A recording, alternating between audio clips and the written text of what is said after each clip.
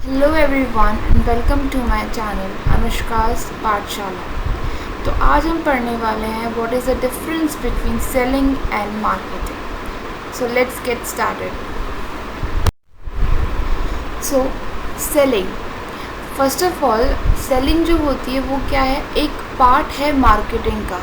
हमें समझना होगा कि मार्केटिंग का मतलब क्या होता है। मार्केटिंग मीन्स कि कंज्यूमर की जो नीड्स है या उनकी जो डिमांड्स है वो डिस्कवर करना कि कंज्यूमर की नीड्स क्या है, उसके बारे में रिसर्च करना, फिर ऐसे प्रोडक्ट ऐसे सर्विसेज को डेवलप करना कस्टमर के अकॉर्डिंग कि वो कस्टमर की नीड्स को सेटिस्फाई कर सकते हैं। This whole process is called marketing. So marketing का जो स्कोप होता है वो वाइडर होता है, तो और सेलिंग मार्केटिंग का एक पार्ट है। तो यहाँ पे कुछ डिफरेंसेस है सिंपल जो कि हम सिंपल से डिफरेंसेस हैं। जैसे कि फर्स्ट डिफरेंस है, selling focuses on the needs of seller. ठीक है, तो यहाँ पे जो सेलर जो प्रोड्यूस कर रहा है, सेलर कौन से सेक्टर में उसका कौन से सेक्टर में वो अपना प्रोडक्ट बनाना चाह रहा है, मैन्युफैक्चर करना चाह रहा है, उसमें भी कई सारे सब सेक्टर्स होते हैं, कई सारी सब कैटेगरीज होती हैं। तो कौन से सेक्टर में वो अपने प्रोडक्ट को डेवलप कर रहा है, तो उस पर फोकस किया जाता है। मार्केटिंग में क्या होता है कि कस्टमर की नीड क्या है, कस्टमर के वांट्स क्या है, उस पर फोकस किया जाता है एंड उसके अकॉर्डिंग आगे के जो जितने भी प्रोसीजर्स होते हैं, प्रोसेसेस होती हैं, उसे कंडक्ट किया जाता है। सेकेंड है aims at maximising profit and sale. तो सेलिंग जो है वो उसका जो एम है वो क्या होता है, प्रॉफिट मैक्सिमाइज करना होता है कि जितने ज़्यादा प्रॉफिट वो कमा सके, ज़्यादा से ज़्यादा प्रॉफिट वो कमा सके और वो अपनी सेल कर सके। तो सबसे लाइक वी कैन से कि उनका जो फोकस होता है, उनका जो एम होता है वो किस पर होता है, प्रॉफिट कमाने पर होता है और अपनी सेलिंग करने पर होता है, सेल करने पर होता है। मार्केटिंग में क्या होता है कि it aims to earn profit with consumer satisfaction.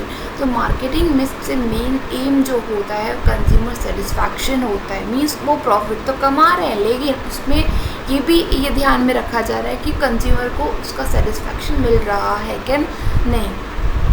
तो जैसे कि हमने कहा कि सेलिंग का नैरो स्कोप होता है और मार्केटिंग का वाइडर स्कोप होता है। तो इसका मतलब तो ये भी हुआ कि selling is a part of marketing.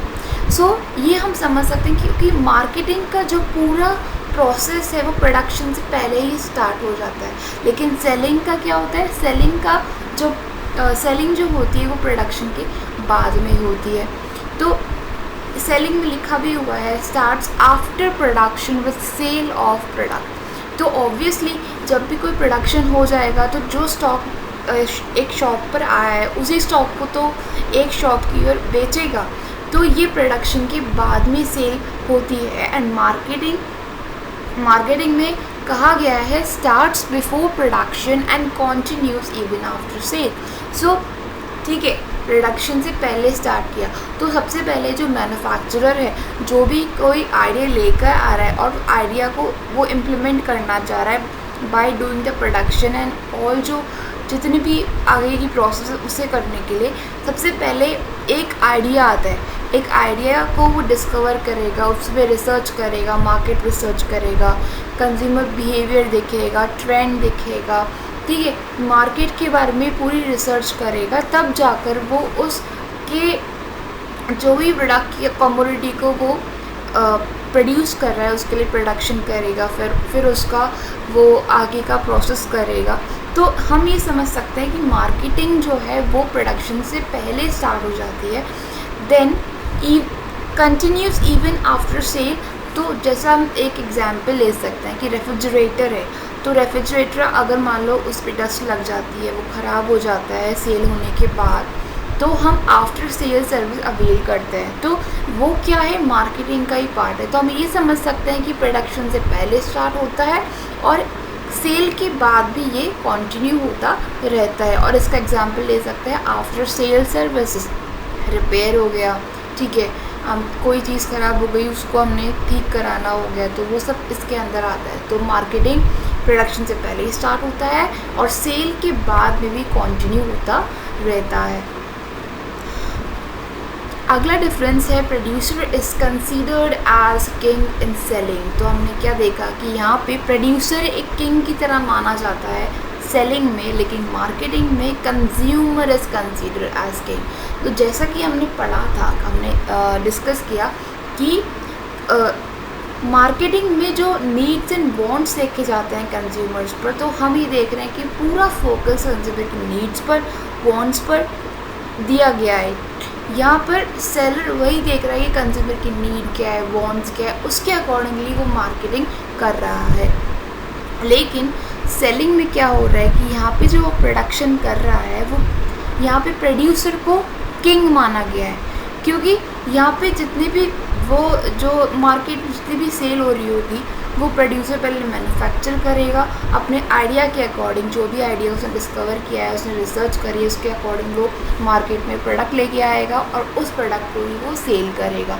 तो इस तरीके से producer is considered as king and in marketing consumer is considered as a king. Then अगला डिफरेंस है it assumes demand for a product. Obviously कि जब भी कोई कंज्यूमर कोई परचेज़ करता है, कोई भी गुड्स कमोडिटी परचेज़ करता है, तो उसके लिए उसकी डिमांड जनरेट हुई तभी जाकर वो उसने परचेज़ किया है। तो सेल भी तब कभी होगी जब डिमांड, उस प्रोडक्ट की डिमांड होगी। मार्केटिंग में लिखा है demand is created according to consumer needs. तो मार्केटिंग क्योंकि वाइडर स्कोप है और इसमें कंज्यूमर की नीड्स एंड वांट्स को प्रायोरिटी में रखा जाता है, तो डिमांड भी कंज्यूमर नीड्स के अकॉर्डिंग ही होनी है। तो ये कुछ डिफरेंसेस थे सेलिंग एंड मार्केटिंग के बीच में, एंड आई होप आपको समझ में आए होंगे। सिंपल से डिफरेंसेस हैं, ईजीली समझ में आने वाले हैं एंड सिंपल सा कॉन्सेप्ट है, एंड आई होप ये थोड़ा कॉन्सेप्ट को सिंप्लीफाई करने में मैंने आपकी हेल्प करी होगी। और अगर करी है, do share, subscribe, like my video. Thank you for listening. Bye bye.